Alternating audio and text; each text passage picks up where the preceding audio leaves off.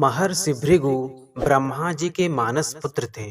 उनकी पत्नी का नाम ख्याति था, जो दक्ष की पुत्री थी। महर्षि भृगु सप्त ऋषि मंडल के एक ऋषि हैं। सावन और भाद्र पक्ष में वे भगवान सूर्य के रथ पर सवार रहते हैं।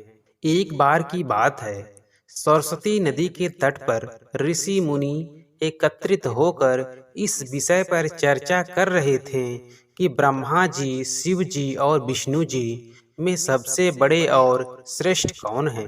इसका कोई निष्कर्ष न निकलता देख उन्होंने त्रिदेवों की परीक्षा लेने का निश्चय किया और ब्रह्मा जी के मानस पुत्र महर्षि भृगु को इस कार्य के लिए नियुक्त किया गया। महर्षि भृगु सर्वप्रथम ब्रह्मा जी के पास गए। उन्होंने न तो प्रणाम किया और न ही उनकी स्तुति की। यह देख ब्रह्मा जी क्रोधित हो गए।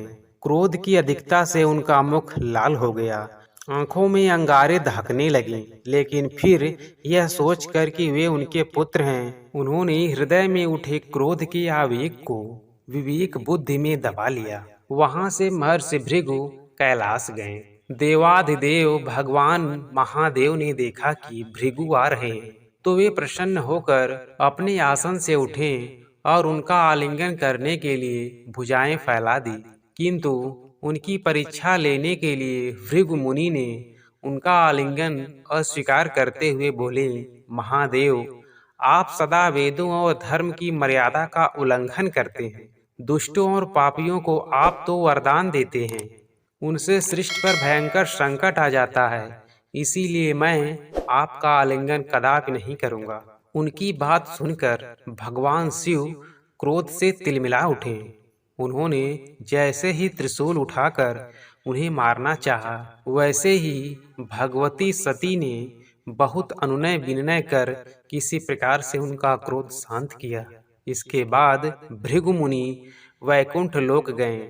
उस समय भगवान श्री विष्णु देवी लक्ष्मी की गोद में सिर रखकर लेटे थे। भृगु ने जाते ही उनके वक्ष पर एक तेज लात मारी। भगवान विष्णु शीघ्र ही अपने आसन से उठ खड़े हुए और उन्हें प्रणाम करके उनके चरण सहलाते हुए बोले, भगवान, आपके पैर पर चोट तो नहीं लगी?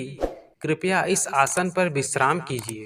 भगवान, मुझे आपके शुभ आगमन का ज्ञान न था, इसीलिए मैं आपका स्वागत नहीं कर सका। आपके चरणों का स्पर्श तीर्थों को पवित्र करने वाला है। आपके चरणों के स्पर्श से आज मैं धन्य हो गया। भगवान विष्णु का यह प्रेम व्यवहार देखकर महर्षि भृगु की आंखों से आंसू बहने लगे। उसके बाद से वे ऋषि मुनियों के पास लौट आए और ब्रह्मा जी, शिव जी और विष्णु जी के यहाँ के सभी अनुभव विस्तार से कह बताया। उनके अनुभव सुनकर सभी ऋषि मुनि बड़े हैरान हुए और उनके सभी संदेह दूर हो गए। तभी से भगवान विष्णु को सर्वश्रेष्ठ मानकर उनकी पूजा अर्चना करने लगे। वास्तव में उन ऋषि मुनियों ने अपने लिए नहीं बल्कि मनुष्यों के संदेह को मिटाने के लिए ही ये लीला रची थी।